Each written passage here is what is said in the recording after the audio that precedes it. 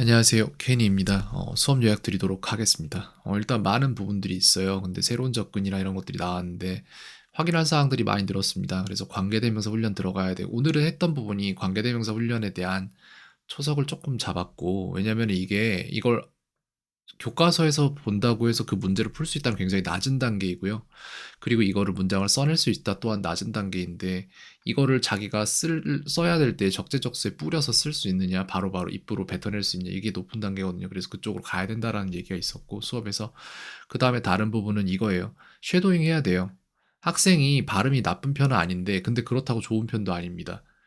일단 머릿속에 어렸을 때 외국에서 듣던 그런 것들이 있어서 거기에 대한 뭐 외국 발음을, 그러니까 영어 발음을 영어식으로 하는 데 있어서 부담감은 덜하겠지만, 그렇다고 그걸 제대로 해낼 수 있다는 얘기는 아니고, 그래서 본인이 좋아하는 외국인 배우 같은 거를 한 명을 정해서 그 사람을 쉐도잉을 해봐야 돼요. 그래서 내가 지금 현재 내가 나인치로 영어를 하는 나가 있다면은 저쪽으로 쭉 가면 양쪽 극단을 그어볼 때 영어를 정말 잘하는 사람 이렇게 있단 말이에요. 근데 내가 나인 채로 나이고 싶은 게 자아이기 때문에 이 사람이 하는 영어를 할 생각은 못 해요. 근데 하는 경우는 생겨요. 언제냐면은 자기가 영어를 할 때 주변에 다섯 사람이 영어를 다 잘하면은, 그러면은 내가 이상하구나라는 그런 이제 인지가 생기고, 그러 다음에는 내 스스로를 바꿔야겠다라는 설득이 이루어지는데, 그전엔 힘들어요. 근데 그런 생각이 들고 나서 나중에 하려면 이게 정말 늦어요.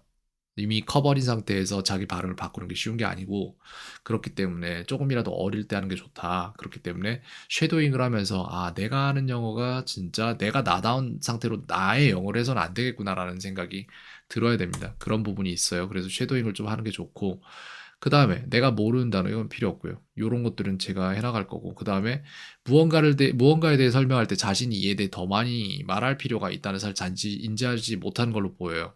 뭐냐면은 뭔가를 물어보잖아요. 개념 같은 거. Tell me about your bag. Tell me about your friend. 뭐 이런 식으로 말하면은, 그러면은 여기에서 학생이 할 수 있는 말은 무수하게 많을 거예요, 사실상. 근데 사람을 제가 100명을 세워놓고 사람들한테 다 물어보면 어떤 사람은 한마디도 못할 거고, 어떤 사람은 1시간, 2시간, 3시간도 말할 거예요. 그죠?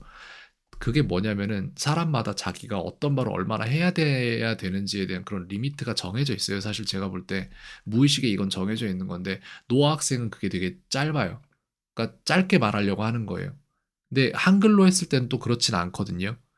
근데 말을 잘한다와 못한다를 가르는 결정적인 판단 근거는 뭐냐라고 생각하면, 저는 이런 거를 할 때 얼마나 많은 정보를 얼마나 적은 양의 말에 담아낼 수 있는가가 결정적인 판단 근거 기준이 된다고 생각을 합니다. 그래서 그걸 잘 해내기 위해서 필요한 거는 5W1H, 즉 6하 원칙이에요. 그러니까 학생 같은 경우엔 가이드라인이 없이 제가 물어본 질문들에 대해서 즉각적인 답변을 하는 연습을 지금까지 해왔다면은, 지금부터는 프레젠테이션식으로 학생이 좀 더 높은 수준으로 갔으면 좋겠다라는 생각하에 훈련 방법을 약간 달리하는 거죠.